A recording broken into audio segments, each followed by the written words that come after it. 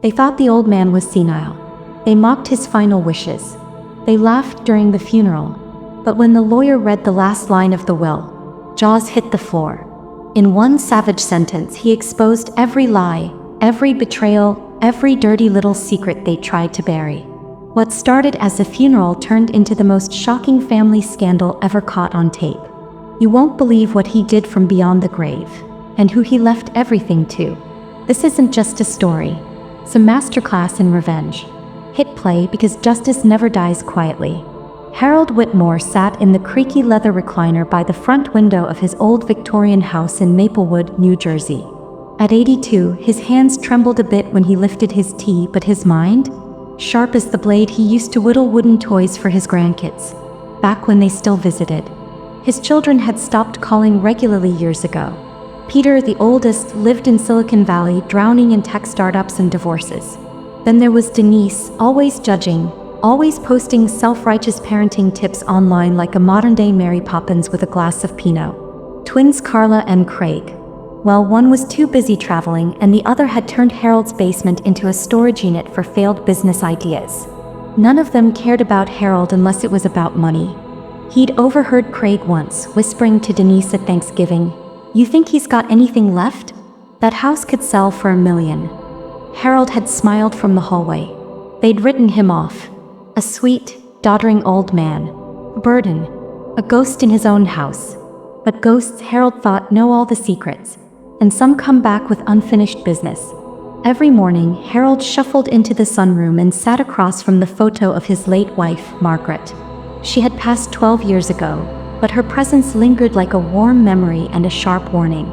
"You told me never to let them turn into this," he whispered, eyes locked on her smile. Entitled, greedy. They had raised the kids with discipline and love. But somewhere along the way, college loans, promotions, bad marriages, Instagram, something had twisted. Now his children talked more to their estate planners than their father. A tear slipped down Harold's cheek. "I miss you, Maggie, but I'm not done yet." He stood up with more energy than he'd shown in weeks and walked toward the attic. Behind a panel in the wall, under the old baby clothes and tax returns, was a fireproof box. He opened it and pulled out a yellowed envelope marked, "To be read only when I'm gone." He smiled. It wasn't just one will. It was a masterpiece. The Whitmore siblings hadn't gathered under one roof in years, unless you counted funerals or free meals. Peter called first. "Hey Dad, heard you had a doctor's appointment next week. Everything okay?" Translation, "Are you dying soon?" Denise followed with, "I was thinking maybe we could help clean up the house. You know, sort through valuables, air memories." Even Carla sent a text, "Hey Pops, hope you're well. Let's do lunch soon. You still like that diner?" Harold nodded along politely, taking mental notes. Then he called his lawyer, Mr. Levin. "I'd like to make some changes and record some things confidentially." Levin paused. "Harold, this will cause drama." Harold chuckled. "Good. Let's give them a story they'll never forget." They all came. Of course they did. The promise of Harold's important announcement over dinner brought them flocking like vultures dressed in business casual. Denise even wore pearls. "It's so good to see you all together," Harold said, pouring wine with shaky hands. "Feels like old times." Craig raised a brow. "So what's the big announcement, Dad? You getting remarried or something?" "No, nothing that dramatic," Harold said with a smile. "Just updating my will." Forks paused in midair. Denise laughed nervously. "You mean you haven't already?" Harold shrugged. "Just wanted to make sure everyone gets what they deserve." Peter cleared his throat. "That sounds ominous." Harold winked. "Well, you'll see." And with that he raised his glass. To family. They clinked glasses, unaware they were toasting their own downfall. 3 days after the dinner, Harold met with Mr. Levin again. This time in the study his children used to color in when they were still innocent. He opened an old flip phone and handed it to the lawyer. "Every video is labeled. One for each child. Recordings, clips, photos. Even that voicemail Peter left when I had pneumonia and he couldn't come because it was pitch weak." Levin looked through them silently. "You want these included in the estate proceedings?" "Played at the reading," Harold said. "No edits. No warnings. No sympathy. The lawyer hesitated. Are you sure? Mr. Levin, when a man knows he's nearing the end, he gets very sure. Levin sighed. This will be memorable. Good. Meanwhile, the kids had a group chat, aptly named Operation Inheritance. Peter, he's definitely slipping. Did you hear him call Alexa Margaret? Denise, we need to get him evaluated. If he's declared unfit, we could control the estate. Craig, isn't that a little evil? Carla, oh, evil. This family invented evil. I say we push the early dementia angle. Peter, can someone just ask how much the house is worth now? Silas being weird. Denise, we need a real estate agent. Quiet one. No alerts. Carla, dibs on the vintage record collection. Just saying that. Back at the house, Harold sat with his tea. He had installed a mirror above the mantel to reflect the hallway. Every time one of them snooped around, he saw it. Every time one whispered into a phone, he heard it. He knew. All of it. The day Margaret's wedding ring went missing, Harold said nothing. It had been in her jewelry box for decades. A simple gold band with a tiny emerald. Denise once mocked it for being so modest it's practically Amish. Now it was gone. Denise had come by that day just to visit. She'd left early, saying she had to pick up the kids. Harold checked the box. The ring, a brooch, and a gold locket were missing. He didn't call the police. He called Levin. Add a clause, Harold said, about stolen items, that they'll be deducted from inheritance, with interest. Levin raised a brow. How will we prove who took what? Harold smirked. You don't have to. I already did. 2 weeks before Harold's passing, he met with his granddaughter, Lily. She was Peter's daughter, 22, kind-hearted, and painfully aware of how toxic her family was. They sat in a quiet coffee shop off Main Street. Grandpa, I know they're circling. I tried telling Dad to stop being so awful. He just talks about taxes and what's rightfully his. Harold smiled sadly. It's not your fight, Lily, but thank you for caring. They're going to hate you if you leave anything to me. Harold stirred his coffee. Oh, I'm not leaving you anything. Lily blinked, clearly hurt. I'm leaving you everything, sweetheart. She gasped. But not just yet, Harold continued. You'll have to survive the storm first. And there will be a storm. Lily nodded slowly. I'll be okay. You raised me better. He took her hand. Yes, I did. Harold turned 83 on a quiet Thursday. The phone didn't ring. No cake. No cards. No Facebook post from Denise's army of performative well-wishers. The only person who remembered was Lily. She arrived with a chocolate cupcake, 1 candle, and a handmade card that said, "You taught me to stand tall." Harold smiled. "You just earned your first million." She laughed. "You always say that. Because someday it'll be true." That evening, Harold sat by the fire, recording another video message for the will. Today is my 83rd birthday. Not that any of you noticed, but that's okay. You'll remember this day soon enough. It's the day everything began to shift. He pressed save. 2 days later, Denise returned, armed with a smile sharp enough to slice butter. Dad, I was thinking, maybe it's time to talk about power of attorney. You know, just in case something happens. Harold looked up from his crossword. Something like, my heart stopping or you forgetting you're my daughter and not my accountant? Denise forced a laugh. Don't be silly. We just want to help. By taking over my decisions? She blinked. That's not fair. Harold smiled. No, it's not. But neither was stealing your mother's ring. Denise froze. Her smile evaporated. Harold returned to his crossword. 4-letter word for betrayal. Starts with AD. She stormed out. Peter convinced Harold to visit a neurologist. Just for peace of mind, Dad. Harold agreed, knowing the game. Dr. Melendez asked him questions. Dates. Presidents. Arithmetic. Harold aced it all. Honestly, the doctor said, you're sharper than most people 30 years younger. Harold nodded. Tell that to my children. They think I'm ready for a home. Melendez smiled. I can give you written clearance. Mental fitness certificate. Please do, Harold said. And make 2 copies. one for me, and one for my lawyer.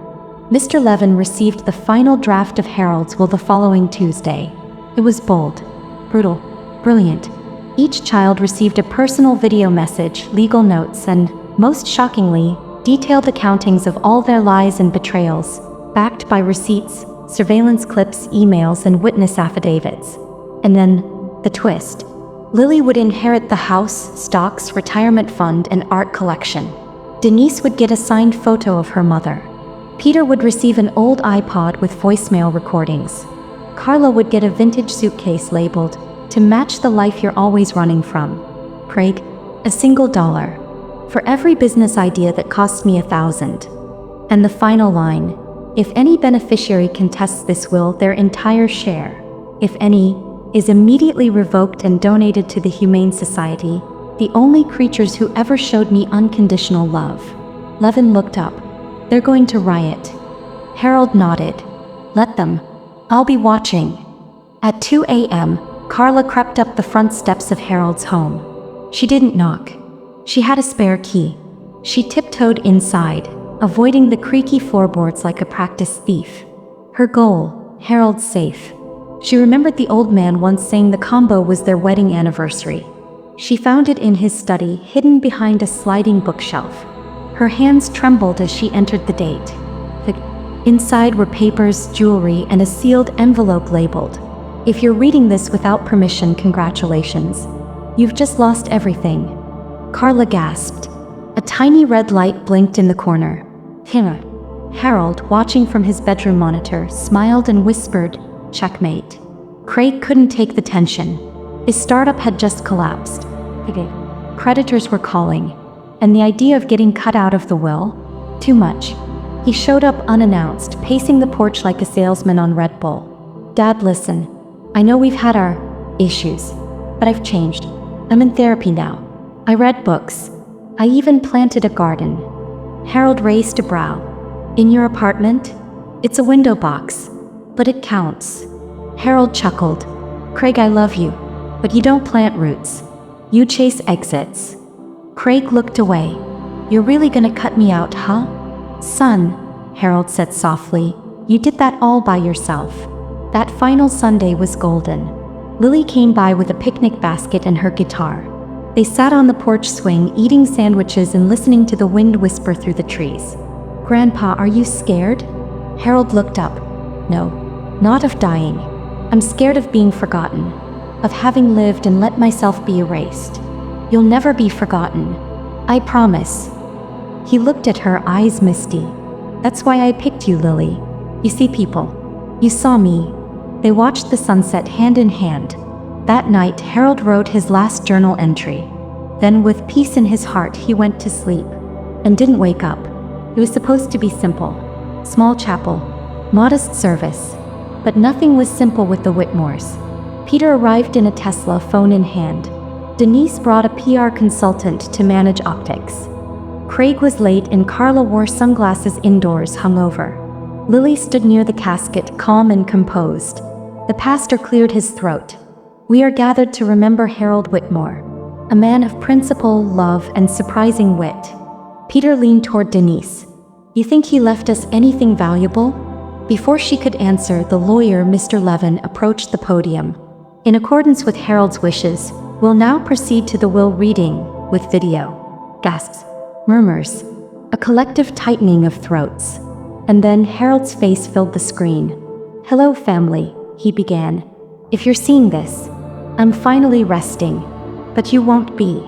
Harold's recorded face flickered on the screen in the chapel. "Peter, my firstborn, the one who calls himself a self-made man, though half your seed money came from my retirement account. Do you remember telling your wife I was a burden?" "I do. You left me a voicemail about my hospital stay. Said you were too busy pitching to VCs to fly back. I saved that voicemail. And now so will you." The screen displayed the recording. Peter's voice, dismissive, cold. Peter's face turned ghost white. The congregation murmured. Harold's voice returned. "Your inheritance." That voicemail preloaded onto an iPod. "So you can hear yourself whenever you forget who you became." Harold's voice continued. "Denise, you were your mother's mirror once. graceful, thoughtful kind. Now you are polished poison. I know you took her ring. And the brooch. I installed motion sensor cameras 6 months ago. Footage appeared on the screen. Denise slipping the ring into her purse. Gasps filled the chapel. Your inheritance. A framed photo of your mother. She'd want you to look into her eyes and ask, what happened to me? She opened it with trembling hands.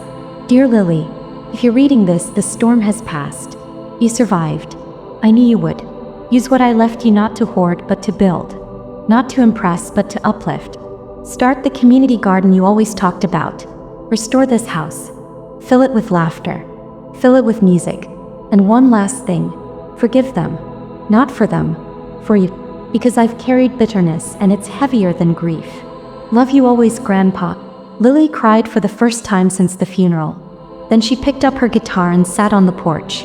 She played the song Harold loved most. Neighbors paused to listen. Peace at last. Carla returned 3 weeks later. She knocked. Lily answered. I got the suitcase, Carla said. I know, Lily replied. It's yours. Want to come in? Carla nodded. Inside they opened it together. Inside was a copy of Harold's old travel journal. Postcards. A map with markings. A note taped to the inside read, You always ran, Carla, but you never explored. Maybe it's time. Carla smiled through tears. He never gave up on any of you, did he? Lily nodded. Even when we didn't deserve it. They sat for hours going through the map. It was the first honest moment they had shared in years. 1 month after the funeral, Mr. Levin called Lily. Harold left one final item in a safe deposit box. He wanted you to open it alone. Lily arrived at the bank and signed the release. The manager handed her a small black velvet-lined box. Inside was a flash drive, an envelope, and an old black and white photograph of Harold and Margaret in front of their first home, smiling like they'd conquered the world. The envelope read, For your future. The flash drive contained scanned deeds to land in Vermont. Acres of untouched forest Harold had bought in 1974. The note inside the envelope read, This land is yours now. Build something lasting. Something for others. A place where no one feels forgotten. Lily clutched the photograph. Harold had given her more than money. He had given her a mission. Lily invited the siblings back to the house. Most of them were reluctant. Denise came out of spite. Craig came out of guilt. Peter didn't come at all. Carla brought coffee. They sat in the parlor like children waiting for scolding. I'm not here to lecture you, Lily began. I just want to say, I forgive you. Denise rolled her eyes. That's easy when you win. It's not about winning, Lily said. It's about not turning into what hurt us. Grandpa wanted healing. I'm offering you that. Craig blinked. You'd really forgive us? After everything? Lily nodded. But forgiveness isn't forgetting. And it's not free. You'll have to earn it. Denise stood. Let me know when there's a trust fund attached. She walked out. Carla stayed. Craig hesitated, then sat back down. 6 months later, the Whitmore Grant Foundation launched. A nonprofit in Harold's name, dedicated to helping the elderly live with dignity and independence. Lily used part of the inheritance to renovate the Vermont property. It became a retreat for caretakers and seniors, offering free housing, support, and art therapy. She named it the Margaret Home. News outlets picked up the story.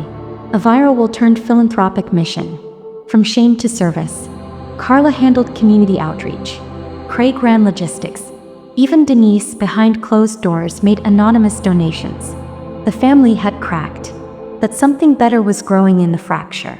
On the 1-year anniversary of Harold's passing, Lily hosted a small gathering at the Vermont estate. The highlight, a bronze statue in the center courtyard. Harold, seated on a wooden bench, hand outstretched, like he was inviting you to sit down and talk a while. Below the statue, carved in stone, they laughed at my will, until they read the final line. Now they live it. People wept. Strangers left flowers. Former critics donated generously. Harold's story had ended, but his legacy had just begun. Lily received the letter on a Tuesday. It was thick, handwritten, and bore Peter's unmistakable scrawl. She hesitated, then opened it. Dear Lily, I didn't come back because I didn't have the courage. Not after what I said. What I did. Harold was more of a father to me than our own, and I betrayed him. I watched the news about the Margaret home. I saw the photos. You made something beautiful. You did what I couldn't. I'm in rehab now. Not because anyone made me, but because I finally wanted to face my truth. If you ever feel like there's room for one more at the table, I'd be honored to help. If not, I understand. I'm sorry. Phooey. Peter. Lily read it twice, then folded it neatly and placed it in the drawer beside Harold's photograph. Maybe one day, she whispered. Autumn blanketed Vermont in gold and crimson. Lily sat alone on the bench beside the statue, the wind gently tousling her hair. A group of elderly guests laughed from the garden. One of them waved. She waved back, a soft smile spreading across her face. She pulled out a journal and wrote the final entry in the memoir she'd been drafting. He wasn't perfect. He was stubborn, proud, often silent. But he saw us, even when we didn't deserve it. He gave us his final line, and now we live in its shadow, or its light. They laughed at his will because they thought it was a joke. A last laugh. But they missed the point. It was never about the money. It was about the lesson. The line that doesn't end with a period but continues with us. Lily closed the book. A crow landed on the edge of the statue. Harold's eyes, bronzed but knowing, seemed to glint in the fading sun. And for the first time in a long while, Lily felt at peace.